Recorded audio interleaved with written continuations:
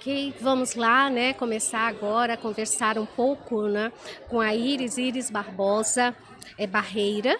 Ela é consultora e, né, diretora, Isso, conselheira. conselheira, né, da ABRH e Isso. diversas empresas. E a gente vai conversar um pouquinho aqui com ela sobre esse processo, né, de aprendizagem dentro das organizações. A gente queria escutar um pouquinho de ti, Iris, um pouquinho dessa tua trajetória em relação a esse assunto, essa abordagem.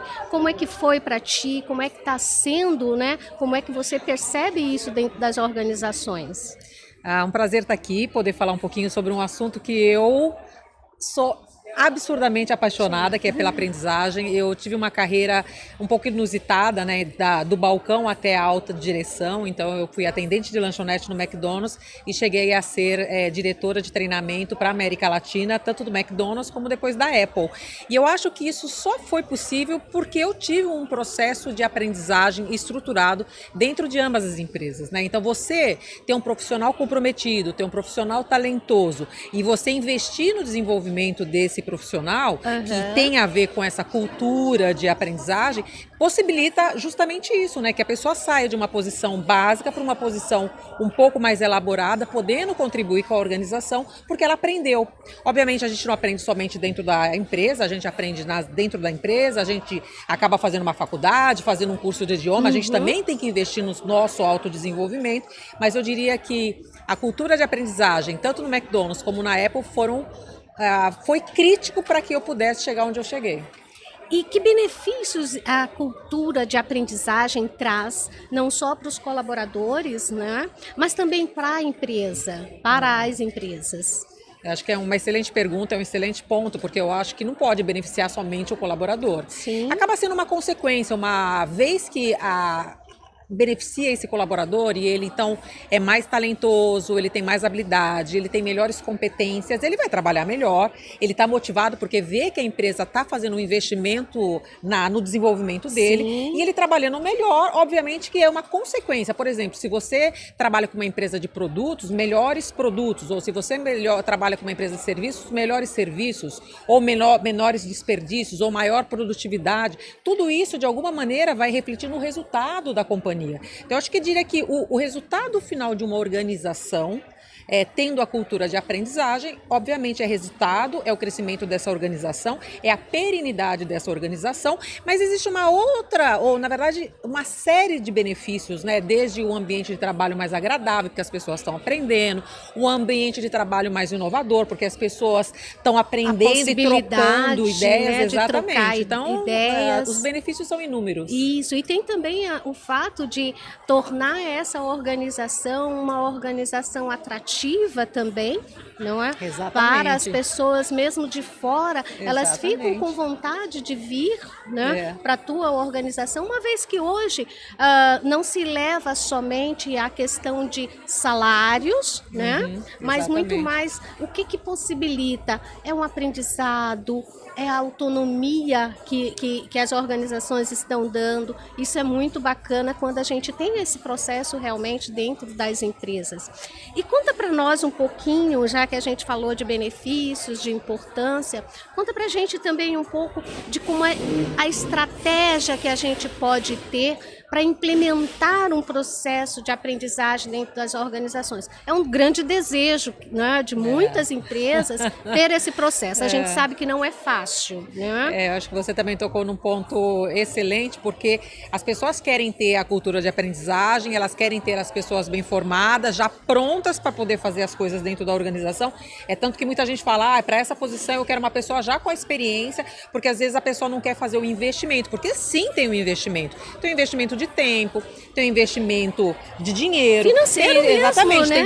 Tem desenvolvimento ou investimento de recursos. Então, não tem como você ter uma boa cultura de aprendizagem se você fazer investimento. E eu diria que isso começa sempre pela liderança. Se a liderança entende os benefícios, se a liderança acredita no investimento dos seus talentos como um fator de atração e de retenção, eles vão, obviamente, fazer esse investimento.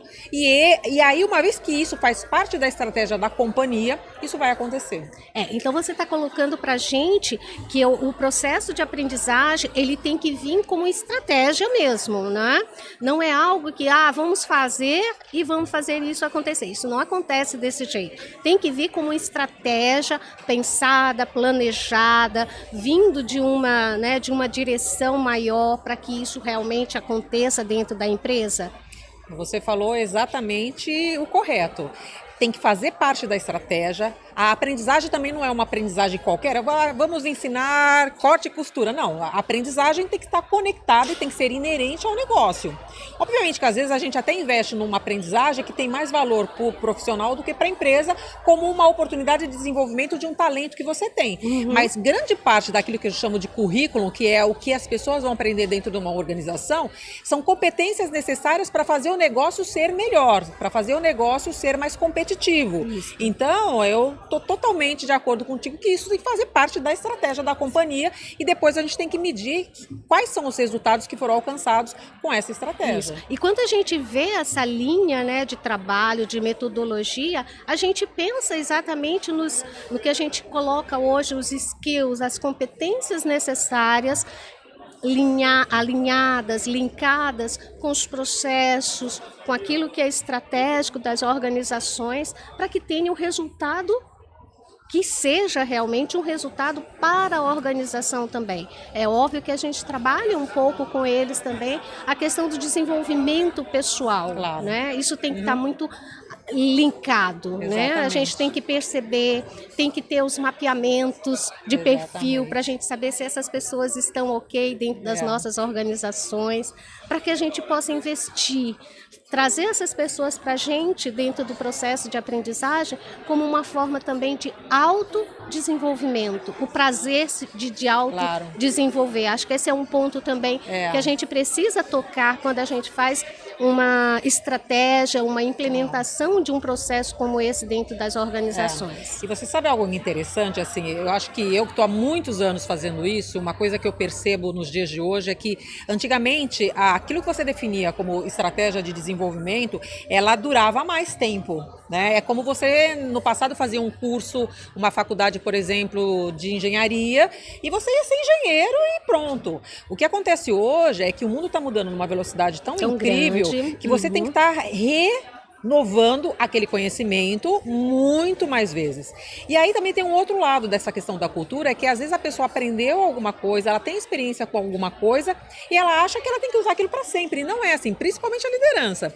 Para mim mesma é um grande desafio. Como é que eu renovo o meu conhecimento? Como é que eu desaprendo coisas que já não servem e aprendo coisas novas? Então, essa dinâmica também de você estar sempre olhando para o futuro, ver que tipo de competências vão existir no futuro que não existem hoje ou que vão ser necessárias. A gente sabe que com a tecnologia, com a inteligência artificial, muitas profissões vão deixar, inclusive, de existir. Sim. E novas profissões vão surgir. Então, você está aberto também para entender, né, esse futuro e estar aberto para que a tua cultura de aprendizagem ela também seja muito inovadora, faz parte desse processo que tem que estar dentro dessa estratégia. Isso. Então a gente percebe bem, não é, a necessidade não só da organização no processo de desenvolvimento da aprendizagem, mas também o autodesenvolvimento e a tomada de decisão, né, de cada colaborador querer fazer parte desse processo,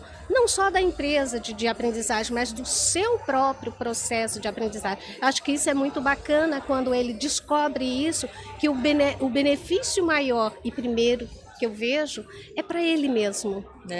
Por consequência, para a empresa. Claro, eu acho que quem ganha porque o conhecimento fica aqui com a gente, né? Claro, fica conosco. Claro. Não tem como. E interessante que você pode usar esse mesmo conceito de cultura de aprendizagem para a sua vida. Então, uma coisa é o que eu preciso aprender para executar bem o meu trabalho dentro de uma organização ou para o meu futuro do trabalho, mas o que eu posso aprender também para ter uma vida melhor, né? Quais são as competências de relações que eu tenho que ter com o meu marido, com a minha esposa, com os meus filhos, ou quais são as habilidades que esse mundo novo, que hoje você por exemplo, você tem tudo no teu celular. São aprendizagens. Poxa, eu já não vou lá num ponto de ônibus e peço um táxi, eu posso pedir o Uber. Como é que eu aprendo? Então, a gente percebe que a cultura de aprendizagem, ela também está no nosso dia a dia, na nossa vida pessoal. E as pessoas que acabam parando de aprender, né, elas acabam se tornando limitadas ou elas se tornam refém de um passado que em algum momento não vai existir mais. É o que a gente coloca com um déficit muito grande, Isso, né? E aí a corrida e o gap dela é muito grande para... A evolução é muito rápida nesse mundo. E aí se você não consegue realmente, como você coloca, o processo está olhando para frente, está verificando que competências são lá do futuro, realmente corre um risco muito grande a pessoa se desatualizar, está com um déficit, né, do que precisa ter de aprendizagem. Bacana, eu agradeço, tá, Iris, de coração mesmo pela BRH, né, de você estar aqui com a gente, conversando sobre esse tema que é um tema muito instigante. Acho que para todas as empresas hoje, a gente depende realmente de pessoas, né? Não só a questão financeira, mas o pilar, né? Pessoas é um pilar altamente importante, tá, para as organizações e a gente, enquanto profissionais, no sentido também de se atualizar, de buscar aprendizagem sempre. Isso é o que move a gente dentro das empresas e de ser um grande profissional. Queria deixar a palavra para você deixar talvez aí uma mensagem, né, para os nossos participantes aqui desse podcast, para que eles possam também, para que você possa também contribuir com eles. Não, eu que agradeço, é um prazer enorme estar na Associação Brasileira de Recursos Humanos, que eu também faço parte. Que bom, né, que estamos aqui podendo compartilhar essa experiência. Agradeço muito essa experiência aqui no Maranhão. E eu diria uma frase que eu falei, inclusive, na minha palestra, né, que na verdade a gente... Deixa eu pensar no sentido muito mais amplo, né, que é a gente não envelhece. Na verdade, deixa eu lembrar a frase, olha lá. A gente não para de aprender porque envelhece, a gente envelhece porque para de aprender. Então, para que a gente não envelheça, e não estou falando de envelhecimento físico, eu estou falando de envelhecimento mental, né? A gente precisa continuar a aprender continuamente. Que bom, que linda mensagem, né? Você trouxe para nós todos, tá? Obrigada mesmo por participar e esperamos contar aí com novas oportunidades aí à frente. Prazer. Prazer Obrigada, muito querida. grande, Iris. Obrigada.